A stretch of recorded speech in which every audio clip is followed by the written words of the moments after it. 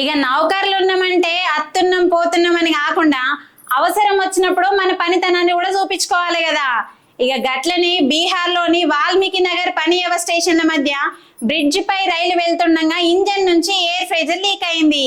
ఇక వంతెన మధ్యలోనే ట్రైన్ ఆగిపోవడంతో చేసేదేం లేక loco pilot, assistant loco pilot తమ ప్రాణాలను రిస్క్ చేసి బ్రిడ్జికి వేలాడుతూ ట్రైన్ కిందికి దిగిరట.